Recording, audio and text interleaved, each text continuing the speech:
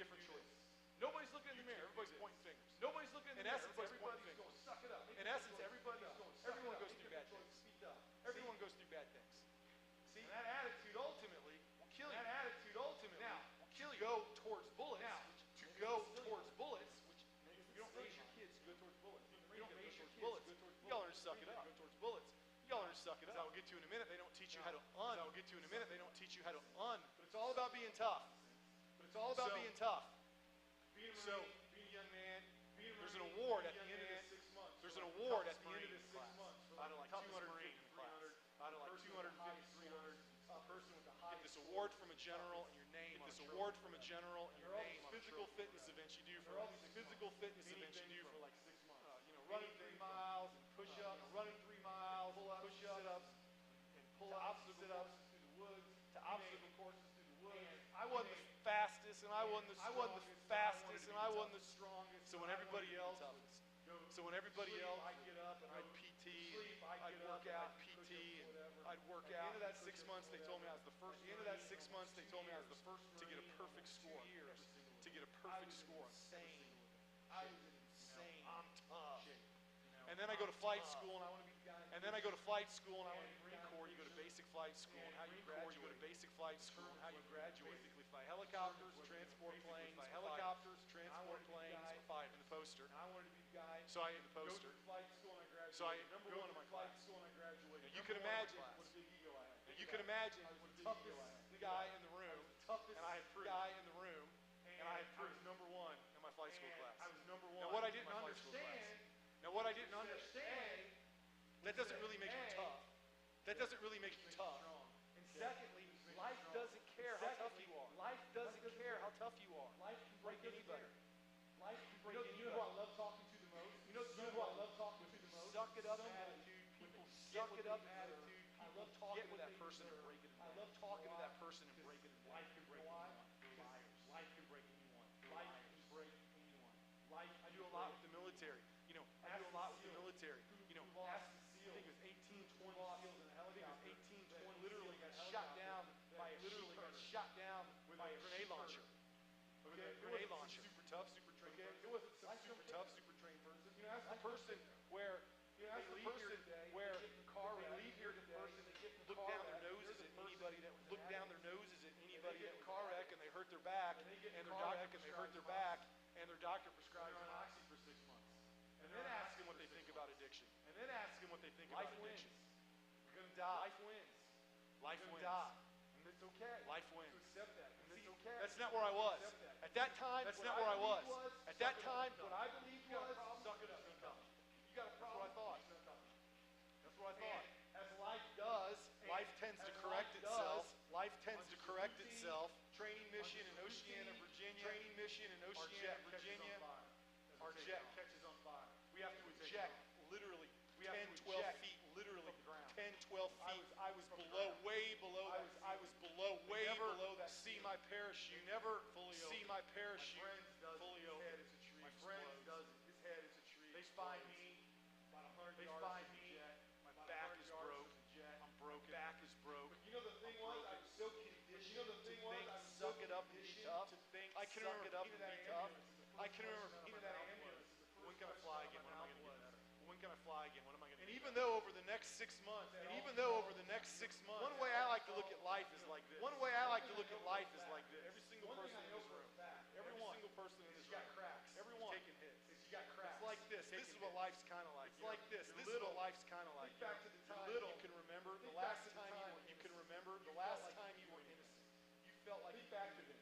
And then from that moment forward, think of all the crap. From that moment forward, think of all the crap. You think you can do anything. You're that young. You think you can do anything. It's not going to be. It allows us to shell. It allows us. And then you go through life, and that shell gets cracked. And then you go through life, and that shell gets cracked. And that shell can be a father.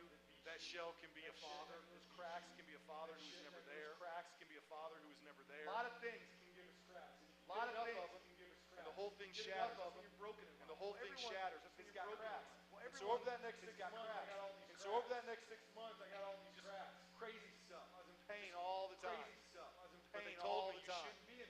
But they told me you shouldn't be in pain. So I said, okay, I grew up going to church. I grew up going to church. I was a Marine. I'm tough. I don't need church. sure many of you, I was in a horrible marriage, which I'm sure many of you, I literally met this girl on the beach. I literally met this girl on the beach. She was serving drinks in a bikini. I remember looking at her in the drinks and going, well, that looks good. And then, 3 months later, we're in Las Vegas. Again, some of you can probably empathize with me. When you're young, a relationship like that is fighting, drinking, sex. Fighting, drinking, and sex. It's okay. You need a real relationship. So you need a real relationship. And then you get divorced, and you're like, oh, what Marine doesn't get divorced? And you're like, oh, what Marine all these things, and I just, all these things, and I just, I just hit from them. And it looked like I was going to be able to fly again. It looked like I was going to be able to fly again. I'm tough, and I'm getting through this, and it comes time for me to go on a check ride, and I go up, check ride, 10,000 feet, go up, and I get above 10,000 feet, and we pull your G-forces, it makes you sit down. I discovered that the reason I was in pain all the time, they had never done an MRI on my back.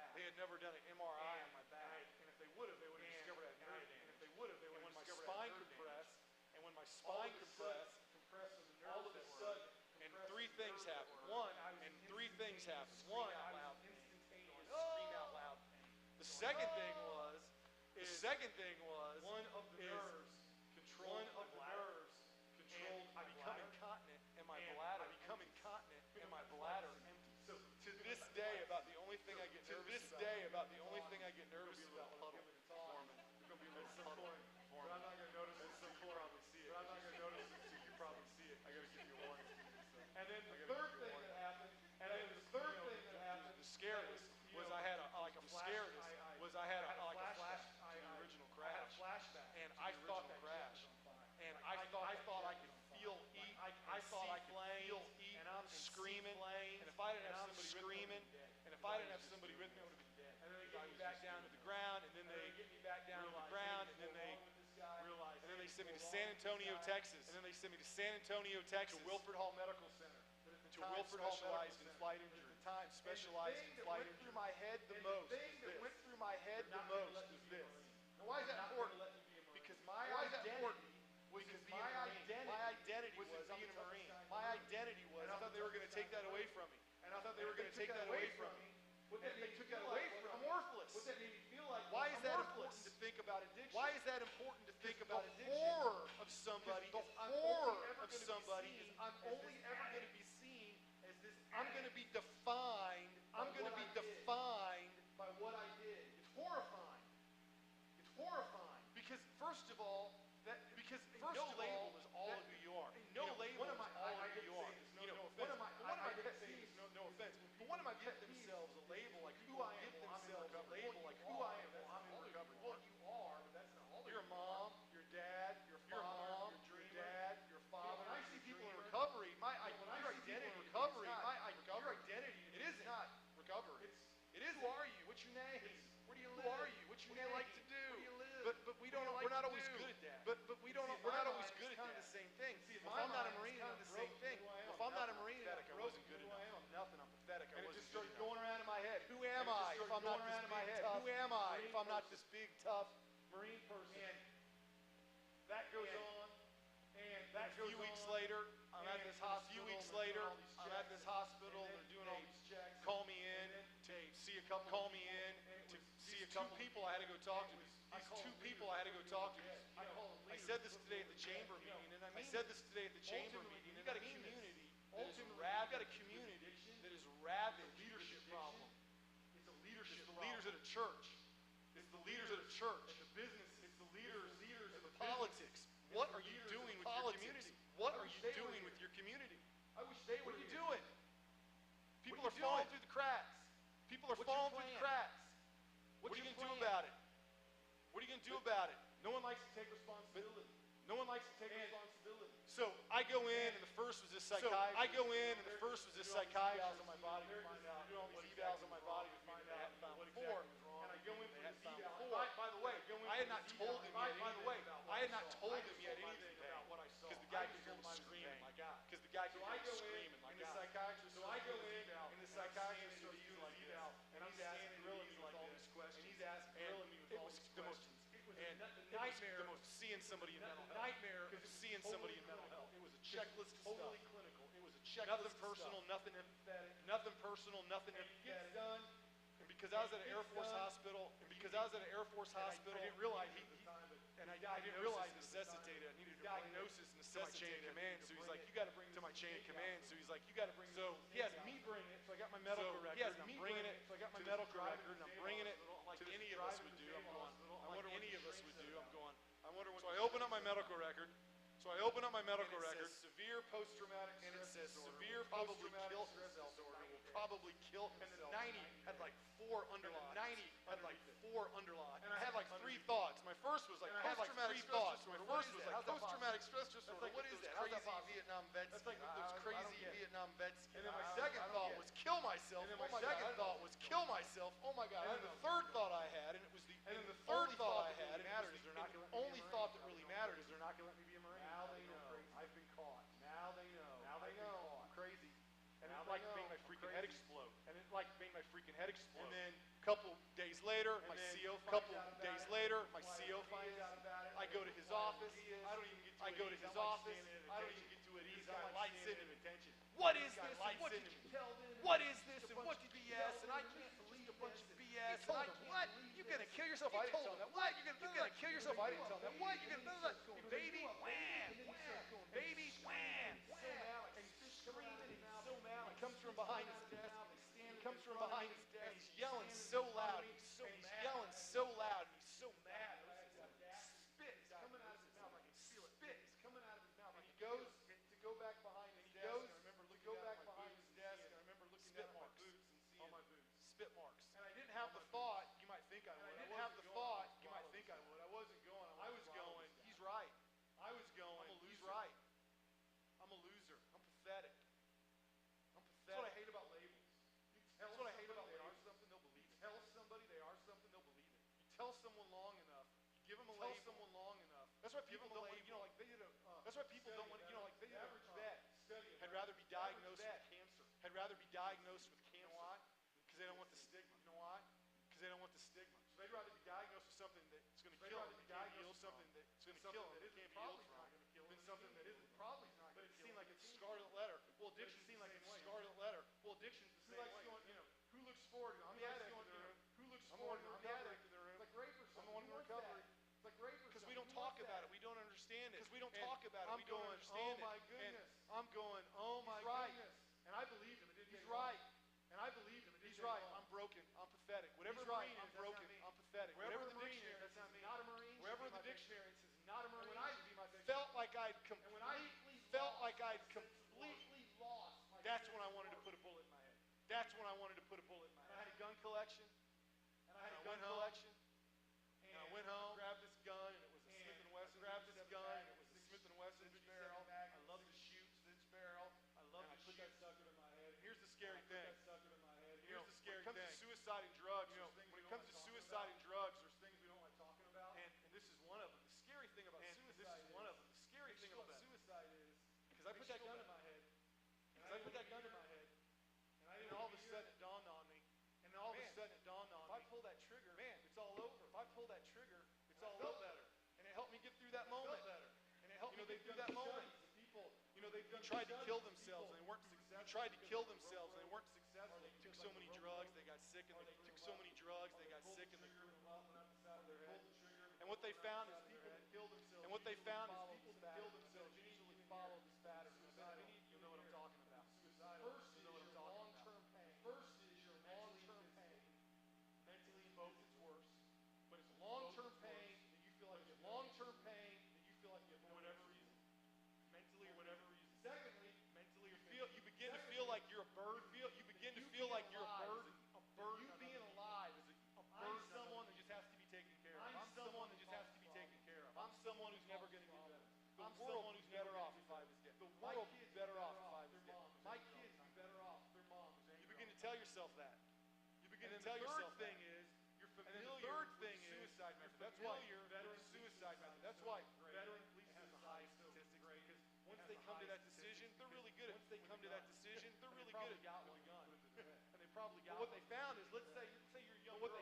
Let's say you're a young girl handling a gun, and you don't handle a gun, and you're not taking enough drugs. So what typically happens is research typically happens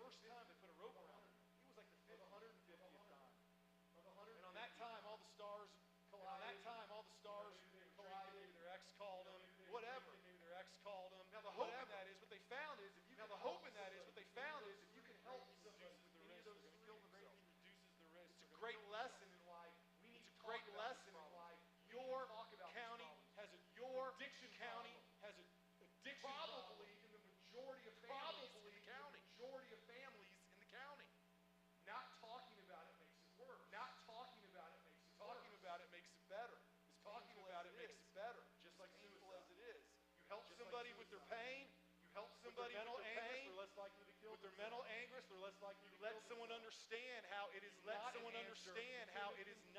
answer. You're going to leave behind devastation. You're going to leave behind devastation. You decrease the risk they're going to kill themselves. You decrease the risk they're going to kill themselves. Admit it, to talk about it, to tell you how they're going to admit it, to talk about it, to tell you how they're going to do it. It decreases the risk, and that's where I was. It decreases the risk, and that's where I was. Wanted to die. Got to the point I had to die. Got to the point I had a scab in the side of my head. Dre always put the gun. I would go to bed sometimes, and the barrel would go to bed sometimes, and the barrel would straight with the scab off my pillow. Also during this whole journey, who thought he was doing me a favor, and this is separate from what the hospital pills. I don't even know what they were giving me all kinds of pills. I don't know what I was taking. When I told him the pain I was in, he gave me open strips, the Percocet, Vicodin, and as many as I wanted. Open. The day I got disability discharge, I had a bedside table. I had a bedside table. I don't know the bottom one. How'd that make me feel? Pathetic. How'd that make me feel? I didn't want to tell anybody. Like a loser. I didn't want to tell anybody. For those in the room here that haven't dealt with addiction, here's the kind of thing people don't. What's so dangerous about them is they're awesome until they're not. You know, I was telling him earlier today. About this girl I know that really got me thinking about this girl I know that really got me thinking about. It bears repeating. My own experience, but it bears repeating. Yeah. Okay. Live stream, folks. We're changing microphones. So you're changing mics. You're changing mics.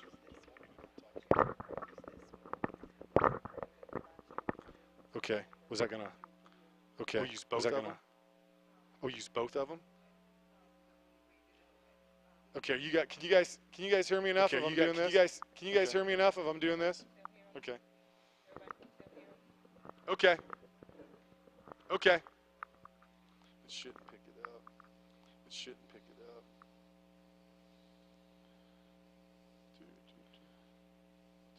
Oh. I'm not sure where the off is. There you go. Okay. Now I'm not gonna remember where the heck I was. The girl. And I can say this firsthand from experience. I'm in this back home in Indiana. I'm helping out at this halfway house recovery place. And it was this room full of young ladies, all of them who were recovering heroin addicts. And there was this particular girl in there I got to know well, and we talked. And her story is very common. And her story is very common. Young girl, had a lot of bad things happen to her. So because of that, had a real bad attitude about what it meant to be in relationships. She's a teenager, she starts dating. She's a teenager, she starts dating an older boy. They're out partying, he gets her using heroin, he gets her using. Well, you know what happens next. Heroin. Well, you know what happens next. I meet her, she's a high school dropout. With a record, heroin addict, no family. And she's like, the toughest thing for me is being high is more enjoyable than being sober. Because when I'm sober, I'm miserable. I got nothing. And when I'm high, I'm okay. If you don't offer that girl an alternative, you have no answer. If a community can't go to the young men and women in their community and go, we're going to give you an alternative and go, we're going to find a way to get you work. We're going to find a way to get you church. We're going to find a way to help you build relationships. We're going to find a way to help you build relationships. We're going to find a way to help you heal. We're going to find a way to help you heal from your father in a family of crime. Growing up in a family of crime. If a community cannot offer that alternative to offer that young woman, you have nothing to offer that young woman. And I guarantee that some of those in recovery in here know what I'm talking about. Because the alternative has got to be better than why you were doing it in the first place. Better than why you were doing it in the first place. You know why I got high on those drugs? I felt better. It was better than the alternative. It was better than the alternative. It was better than responsible for somebody being dead. Feeling responsible for somebody being dead. Being told I was a loser. And I wasn't worth anything. Now, of course it will kill you. That's a lie too. But in the moment you believe it. It's important to remember that. We got to help build alternatives. We got to help build. You in recovery, you got to remember. Recovery is about building your life more than anything. Recovery is about building your life more than anything. It's about finding something every day to get up for. It's about finding something every day to get up for and go. And for a while, it might be the group you're in. And for a while, it might be you're tired of that group. That's okay. If you get bored or tired of that group, that's okay. What's going to be the next thing that's going to get you up and moving forward? By how you live. You overcome this stuff by how you live. No, I didn't believe it. I didn't understand that at the time. No, I didn't believe it. I didn't understand that at the time. And I was, you know, on my way to a bullet, you know, at some point. On my way to a bullet. And the funny thing is, the last person. And then the funny thing is, the last person who I thought could help. Every one of us do this in some way. I see this in the military in some way. I see this really military. And she was kind of overweight. Not the most attractive person. And I remember looking at her just being disgusted. And I remember looking at her just being disgusted. Like, oh my God, what are you going to tell me? But that woman, who to this day doesn't know any more about being a Marine now, who to this day doesn't know any more about being a Marine, is the one that saved my life. Is the one that saved my life. This is important. It wasn't a Marine who saved my life. This is important. It wasn't a Marine who saved my life. Don't be looking for somebody just like you. Don't be looking for somebody just like you. You ain't gonna find them. We're all different. Yet we're all the same. We're all different.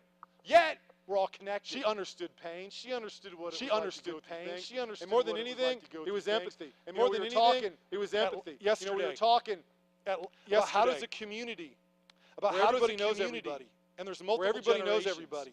And there's multiple generations. That we can't take care of each other enough? We can't take care of each other enough. To do something about it. And it comes down to empathy. Do something about it. And it comes down to empathy. Just because I know you doesn't mean I have empathy. Just because I know you doesn't mean I have empathy. You know how it is in a small community. You come from a wrong family. You come from the wrong family. You might as well be wearing a label across your forehead. Again, you might as well be wearing a label across your forehead. You come from the wrong part of town. You come from the wrong part of town. The wrong way once. You screw up the wrong way once. You lose that empathy. And she had that empathy. And to this day, when I give meetings to counselors, to this day, when I give meetings to counselors, I ask them hands, and I'm like, "What do you think she did?" I ask them hands, and I'm like, "What do you think she did?" To save my life. It was the look in her eyes. And the answer is, it was the look in her eyes. She had empathy for me. Now, what did she help me do? Now, what did she help me do? She helped me see that who I was was not a label. She helped me see that who I was not a label. You don't have addicts. You don't have addicts. You have people struggling to live. You have people struggling to live, okay? I mean, people who have, somebody's wife gets killed in an accident. Somebody's wife gets killed in an accident. Are they forever labeled the widower? Are they forever labeled the widower? You know what I'm saying? We don't do that to people, but we do it with addiction. We don't do that to people, but we do it with addiction. We give people these labels. We give people these labels. She helped me see that who I was not a label. She helped me see that who I was not a label. How did she do it? Now, how did she do it? We were talking one day. I remember back to when I was a little boy. I remember back to when I was a little boy. Poor. We lived in the middle of nowhere. And again, we were poor. We lived in the middle of nowhere, and I had a diary that I liked to write. And I'm talking to the doc, and I'm talking to the doc, because I'm like, "Doc, and now I'm getting paid, and I look like a Marine. Now I'm getting paid, blah blah blah. But when I get out and I go home, blah blah blah. And I'm doing something I hate, and I'm in my room, and I'm doing something I hate. No way I'm not going to go down that rabbit hole. There's no way I'm not going to go down that rabbit hole." And she said something to me that kind of sounded silly. She said something to me that kind of sounded silly, but she said, "What would that little boy do?" I remember even almost laughing at the thought. I remember even almost laughing at the thought. Big bad Marine. I'm here for therapy. I'm the little big bad Marine. She's asking me what would the little. But it hit me because I knew what he would do. He'd write something. But it hit me because I knew what he would do. He'd write something. Because I remembered back again. Because I remembered back. Again, being that kid, writing in a diary, being that kid, writing in a diary, coming over and making fun of me. Babysitters coming over, and girls writing diaries. You're a sissy. Girls writing diaries. You're a sissy. Because I thought boys don't do that stuff. Because I thought boys don't do that stuff. Because I remembered it. But it hit me. So a couple nights later, like what happens when you have these problems, you tend to do things to make them worse. You tend to do things to make them sleep. Got insomnia. And in a coffee shop at like 2 in the morning, high. And in a coffee shop at like 2 in the morning, high, smoking and drinking. Feeling sorry. And one of my triggers was the weather. And one of my triggers was the weather. It's hot and humid, like it is now. And like it is I thought a storm was breaking out. I thought a storm was breaking out in this coffee shop. I said to myself, "Man, what am I gonna?" I said to myself, "Do with this, because I'm going crazy right now. Do with this, because I'm going crazy right now. Do what I usually do. I can either go home and do what I usually do. What that little boy do? He'd write something. So that little boy do? He'd write something. So I asked the waitress for a piece of paper, and I wrote this poem. And I wrote this poem. I'm going to read it to you. Just as quickly as I'm going to read it to you. Took a storm to crack the mortar, the stone, the storm to crack the mortar, the walls I built to shield myself, the walls I built to shield myself from rains. Took a storm to clear the rubble, the remnants of my home. Took a storm to clear the rubble, to find the lost foundation poured before I dwelt alone. To find the lost foundation poured before I dwelt alone. And the waters flow, so today, and the waters flow, so today. And what that meant to me was, I had a choice. That meant to me was, I could either look back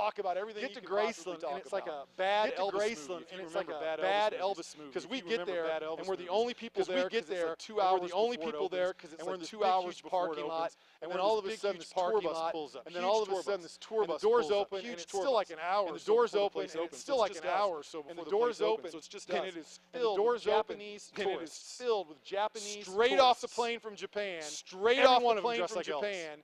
Every one of them dressed like And Elvis. I mean, like 50s Elvis and I with mean, the gold like jacket, 50s and the Elvis with the sideburns, gold jacket, and and the 68 comeback sideburns, special Elvis and the black 68 leather, comeback special and Elvis and the lots black of the leather, overweight and 70s lots Elvis with the big of the collars and overweight big hair. 70s Elvis And with the big they collars get off and that big bus hair. and they line And up. They get there off that waiting to bus get in and they for line like an up hour there waiting in to single get in file. for like an Amazing hour thing. in single file. And that was our first amazing thing. thing. So we come back, and it's kind of a blur because we were so tired. we come back, a couple weeks later, there's a break in the rain. And then one place I'd always wanted to go on my trip. One place I'd always wanted to go on my trip, Upper West. but I hadn't been yet, was the Upper West. Yellowstone and the Tetons, Yellowstone and Crazy Tetons Horse Mountains and Mount Rushmore, Crazy Horse Mountain, Mount Rushmore. So there's a break in the rain, and I take off. So there's a break in the rain, and I take off because I got to get there before winter sets in. And I go through Bloomington to say goodbye to some people I'd met, friends, and I tell her what I'm doing, and she's like, "Well, I tell her what I'm doing, and she's like, funny. I was going to take the semester off to go to Colorado. I was going to take the semester off to go to Colorado. And I go, well, you should come with me. We'll have more fun. And I go, well, you should come with me. We'll have more fun. Okay. And she says, so together on a motorcycle, we get on the back of that bike. We get on the back of that bike. We're gone for about 3.5 months. We're gone for about 3.5 miles. All over miles, the Upper West. All over the Upper West. That's us in the Grand Canyon. That's us in the Grand Yellowstone. Yellowstone. That is the actual Grand Canyon. And that it was cool is the actual Grand Canyon. Forest. It was cool because there's a national forest. And I could take that enduro and go through the national forest. And I could take that enduro and go through the national forest and we'd wake up every day and get out of our tent. And we'd wake up every day and get out of our tent. And the result of that trip is that we in September will be married. What I'm about to tell you is not a typo. And what I'm about to tell you is not a typo. We have 9 of those. They're all ours. No twins. They're all ours. Yes, for no any wise twins. Guys. I know how that happens. Yes, for any Very wise well. guys. Thank I know you how very that much. happens. Very well. The oldest is the oldest is 18. He just the oldest turned 18. is 18. The youngest turned 18. is The 4 youngest weeks. is And, 4 this weeks. is us And near our house. This is us back home near our house. in Indiana. This is a back little home in park Indiana. This that is a we little like to go to. park that we like to And the go reason, to. I'm sharing those family pictures. And the reason, with you, I'm sharing those family pictures with you. You know what I was doing? It's very important 6 to understand months this. You know what I was before doing? met my wife? 6 months. I was sleeping with a Before I gun met in my my head. wife, I was sleeping with a gun in my head. And if you would have said to me, life's a journey. if you would have said to me, life's a journey. Oh, it can Boom. get better. I understand. Man, you can't. Oh, it can understand get nothing. better. I understand. Man, you can't understand. I was in nothing. a dark place. I was in a dark place. See, you just can't like put a pamphlet See, out. you and just hope can't somebody like put a finds it and their pamphlet life out and changes. hope somebody finds it and their You life gotta reach changes. out to them. You got to reach out punch to them in them. the nose sometimes. You got to punch them the in the people in the nose sometimes. sometimes. You got to punch the them. people in the nose sometimes that need to be You got to helping say them. to yourself, what are our churches You got to doing say to yourself, reach what out are our to those in churches recovery? doing? To reach out What are to they those in doing? What are you doing, recovery? Pastor? What are Who's they sitting doing? in your What are you front doing, row? Pastor? Who's sitting next Who's to the sitting in lawyer your in front church? row? Who's Who's sitting sitting next to the next to the doctor lawyer in in church? church? What are you doing? Who's sitting next to the doctor You in need to church? go to your What are you doing? politicians. What are you doing? You need to go to your politicians. What are you doing What to are help you these doing? people? What resources are you What are you giving doing the to help hospital? these people? What resources are you giving to the hospital? Sometimes you got to get punched in the nose. Sometimes you got to get people punched are in the dying. nose. Because people are dying. Yeah. Yeah. Okay. Okay. Take as long a break as you want. Take as long a break as you want. It's okay. That's a good place to stop, wasn't it? That's very passionate. That's a good place to stop, wasn't it? That's very passionate.